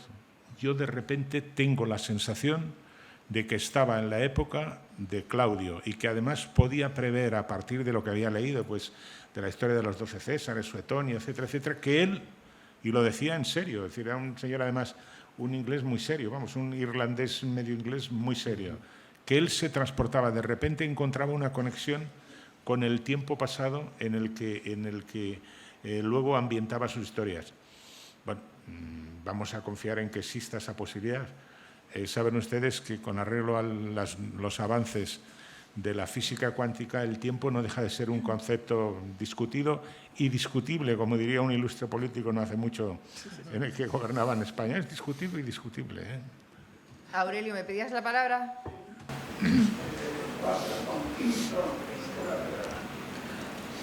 Pero hombre, si lo tiene usted apuntado no vale, porque tiene ventaja, ¿no? Es una argucia para los nervios calmarlos, no está apuntado. Bien, bien. Juan, creo que has comentado, si me escucho, buenas tardes, creo que has comentado que España es un país masoquista. ¿Lo escucha él? Sí, estoy de acuerdo. Sí. ¿Puedes ampliar el concepto o la idea de España como país masoquista? Y si fuera masoquista, si es históricamente masoquista. Sí, realmente sí, porque sobre todo hay que tener en cuenta que ha tenido una gran importancia en la formación del español, ha tenido una gran importancia la religión.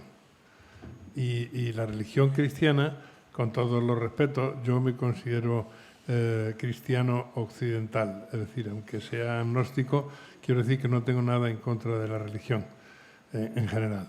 Pero es cierto que nos ha inculcado el sentido de la culpa. Entonces, el español arrastra el sentido de la culpa. Históricamente somos masoquistas. Es decir, tú le hablas mal a un francés, de un personaje francés, y lo más normal es que lo defienda, ¿no?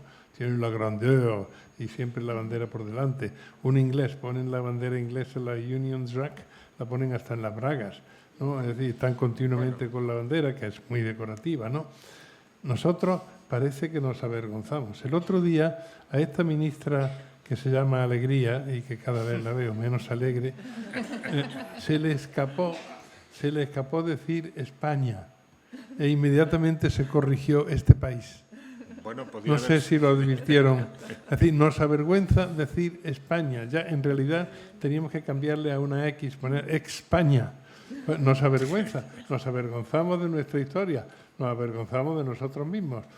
Cualquiera que viene de fuera, y yo no quiero ser patriotero, dice lo bien que se vive en España. Claro. Aunque cada vez se va viviendo menos. Juan, pero teniendo en cuenta que es la ministra de Educación, explica lo que tú estás diciendo, ¿no? Esas opiniones son muy graves, porque decir que en España cada vez sería peor es una afirmación muy fuerte, avalada solamente por tus opiniones. Sí, no lo oímos bien. Sí, pero en España sería cada vez peor. Eso lo opinión No ha dicho eso, Juan. basada solamente... Juan no ha dicho eso, en su opinión, ¿no? Perdón, no, Juan no ha dicho que se viera peor. No, me han entendido mal. No he querido decir que se viva peor en España. No, lo que he querido decir es que parece que nos avergonzamos de nuestra historia. Nadie en Europa, en ningún país, se avergüenzan de su historia. Nosotros tenemos que avergonzarnos de la nuestra. E incluso hemos llegado ya a abjurar de la bandera, que nos representa a todos desde el siglo XVIII, y también a abjurar del nombre de España.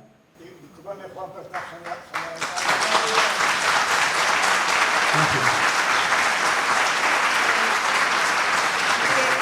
Hay una gente para preguntar. ¿Ahí arriba? No, que termine usted.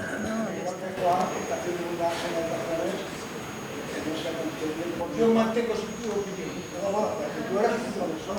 Bueno, vamos a... Bueno, hay diversidad de opiniones, No, pero somos vamos a libres ver, de opinar. sin ánimo de... ¿Cómo se llama este caballero? ¿Cómo se llama usted? ¿Cómo se llama usted? Aurelio. Aurelio, vamos a ver. Juan no ha dicho lo que usted cree haber oído. Lo que está diciendo es que lamenta, y yo comparto ese lamento, que no nos sintamos orgullosos de la parte orgullosa de nuestra historia al tiempo que lamentamos hechos históricos reprobables. A diferencia, permítame, discúlpeme un segundo, a diferencia de otros países donde, fíjese usted, con qué vigor suena la marsellesa en Francia ante cualquier circunstancia y cómo, cuando se produce un conato de silbidos y tal, inmediatamente el resto de la concurrencia afea ese tal. ¿Por qué? Porque se sienten orgullosos de su historia, ojo, y tienen unos cuantos episodios que serían lamentables, ¿eh? Pero tenemos esa tradición. Está diciendo que la mayoría de los espectadores...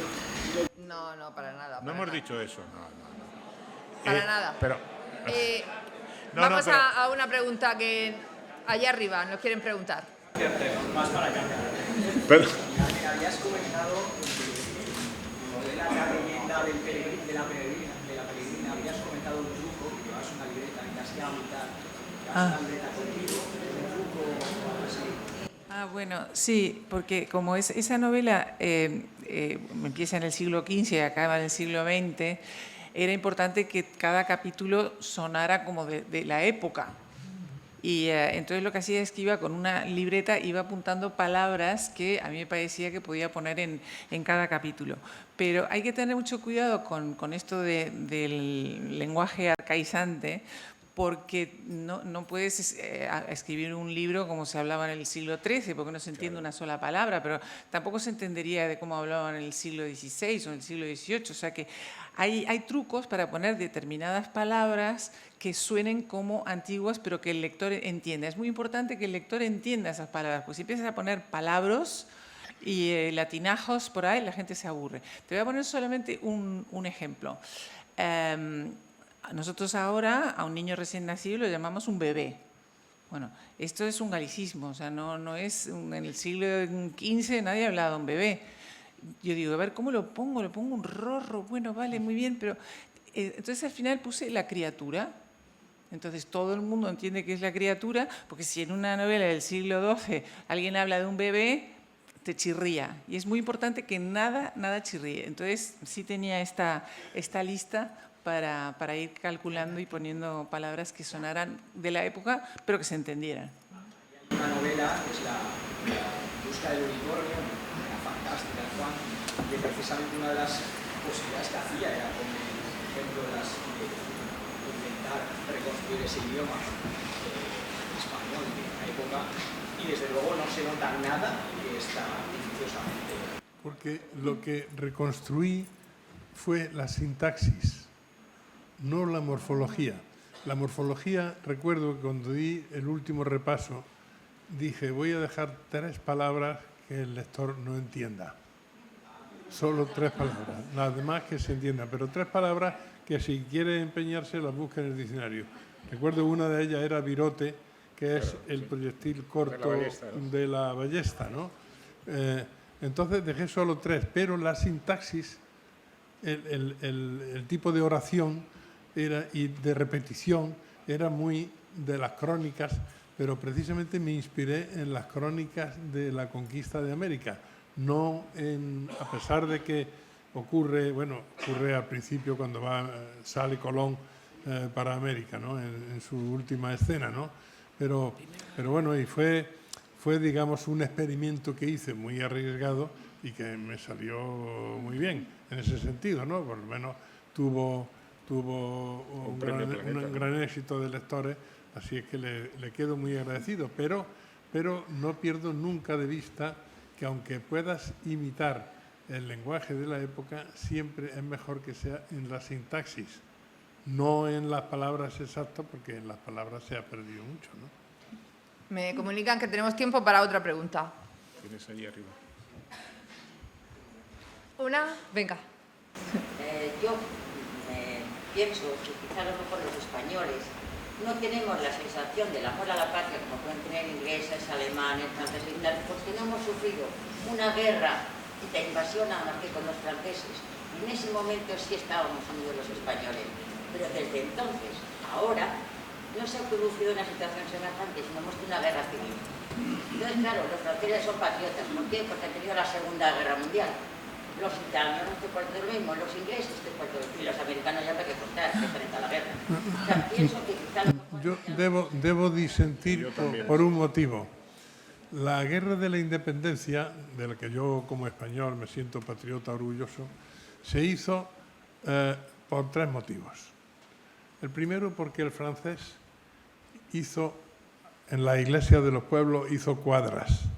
El segundo, porque se cepillaron a las mozas. Y el tercero, porque robaron los graneros.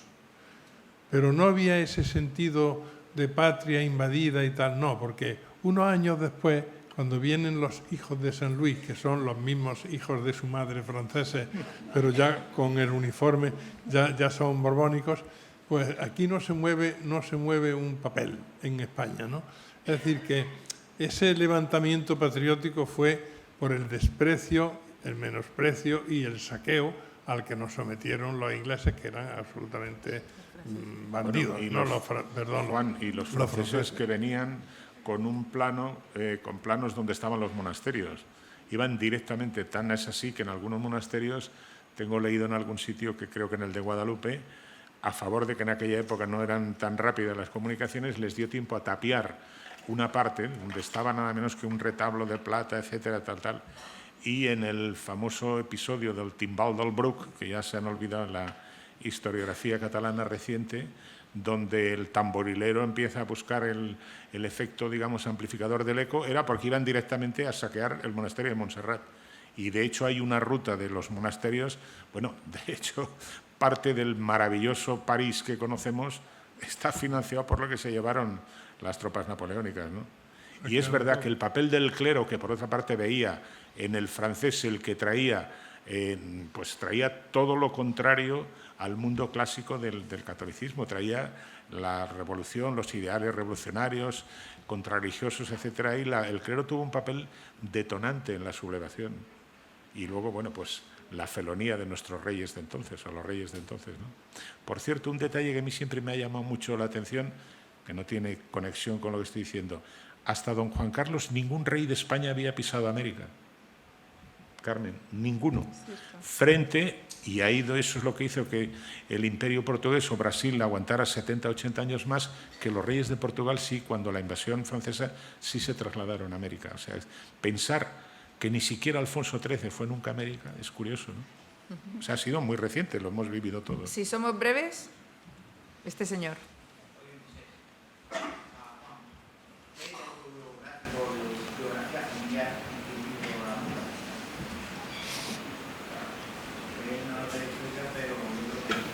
Enlaza con lo más... Es la historia de mi padre punto por punto, excepto lo de la condecoración. Franco nunca condecoró a mi padre. Pero todo lo demás es cierto. Y a la mula tampoco, ¿no? Lo de la mula es cierto. No digo la condecoración. Una historia novelada. Sí, es una historia novelada. Yo visité los lugares donde él había estado en la guerra, todo eso y tal, ¿no? Y recuerdo, mi padre murió 2 o 3 años después de escribir la novela. Y yo siempre le daba mis libros a leer a él, ¿no? Y lo único, cuando salí a leer, en la próxima visita, espera que mi madre había ido a la cocina a algo, y dice, niño, yo en la guerra me cepillé a una falangista. Y digo, no, mamá. Esas son las partes que el novelista añade. El hombre no se acordaba del episodio. Bueno, lamentablemente nos quedaríamos aquí mucho más tiempo, lo sé, pero se nos ha agotado y ha llegado el momento de darles una calurosa ovación a nuestros invitados. Muchas gracias. Muy amable.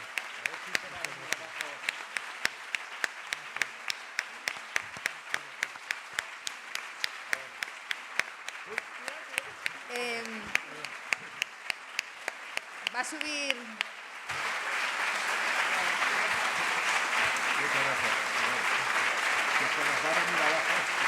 No, esperemos que no. Esperemos que no.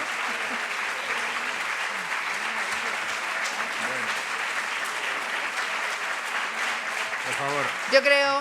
Permíteme que cite a un clásico reciente, un filósofo de la escuela de Platón y tal, José María García, gran amigo, por cierto. No insistan ustedes porque los halagos debilitan. Yo creo que estos aplausos también son un detonante de que nos sentimos muy orgullosos de estos señores y de nuestro país. Y de Obdulio, bueno, que nos ha traído, exactamente. Obdulio, además, va a subir ahora mismo a darles a nuestros invitados un premio merecido, un recuerdo, un detalle de su paso por la Semana de la Novela Histórica de Cartagena. Bueno, lo de merecido.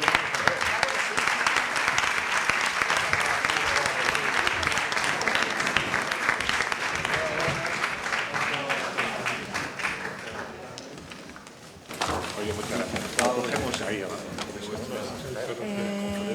A ver, Obdulio, tú que eres el alma de todo esto... Meter las sillas, eso es. ¿Cómo que no? Bueno, mira, voy a entregar un par de recuerdos. Ve dándomelo, por favor. Esto es casi un soborno. Bueno, esto es una falcata. Hombre, es un recuerdo para vosotros. Bien. Bronce puro, de las minas de aquí al lado. Dame primero la falcata. Sí. Falcata. Ahí tienes, Juan. Juan, creo que en algunas de las representaciones de Alejandro Magno utilizaban falcatas o lo más parecido, ¿no? Sí. Aunque pasa por ser un arma ibérica. Bueno, y ahora os voy a entregar el soborno. Este es el soborno.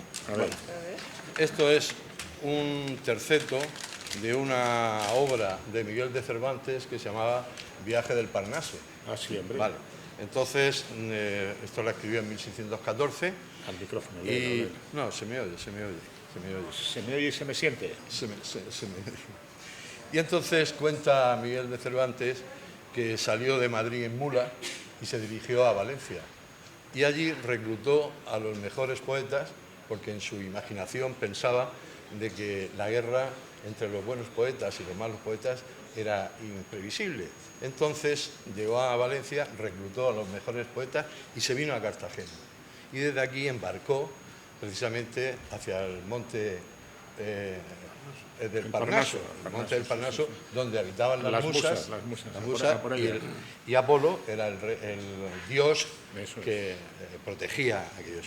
Entonces, cuando llegó a Cartagena, escribió este poema, este terceto, este verso, precisamente diciendo las maravillas que era el puerto de Cartagena. Muchas veces he dicho que si queréis recitarlo para que vean de que los cartageneros sabemos este... Venga, que se te oiga, No, que lo van a recitar entre todos no vosotros. me digas que lo saben todos. Claro. Lo sabe todo el mundo desde que éramos pequeños. Venga, acércate al micro. Bueno, un momento. Que dé la salida. El verso es el que está en el muro del recinto del gobierno militar, en el puerto, y bueno, que todos los cartageneros sabemos, y en fin, desde pequeño. Bueno, empieza con esto. No te arriesgues, poco a poco. A prueba. Venga. Cerrado todos los puertos. y encubierto, a cuyo claro y singular renombre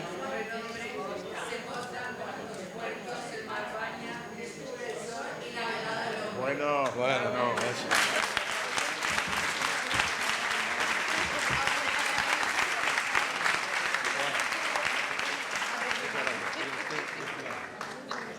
Bueno, y este papel que no he querido, este envoltorio que no he querido romper, lleva impreso todos los nombres de todos los autores, que vosotros estáis aquí, evidentemente, que han venido a Cartagena durante estos 25 años. La mejor alegoría de lo que... ¿Para qué sirve un periódico? Que es para envolver el bocadillo del día siguiente, ¿no? ¿Verdad? Así que aquí está tu nombre. Muchas gracias. Muchas gracias.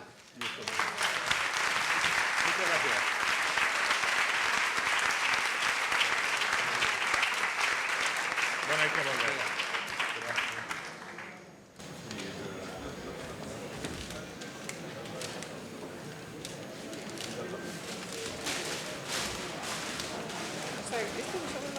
Juan, mira, te queremos, la Semana de la Novela Histórica, queremos agradecer a Juan Eslava Galán su larga trayectoria literaria y sus éxitos como escritor.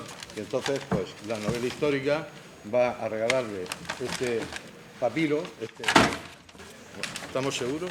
Totalmente seguros. Este papiro en recuerdo de su paso en estos 25 años. Así que, bravo, enhorabuena.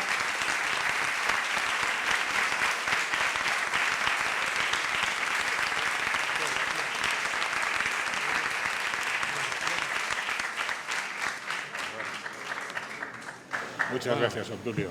Eres un caballero, ¿eh? Nosotros también te queremos, ¿eh? Ya lo sé. Ah, sí, venga. Yo te aguanto si quieres. Yo te lo aguanto. ¿Así? Venga. La falcata, venga, la falcata mismo. Es que... Ah, la falcata. Coge esto de momento. Dame, dame.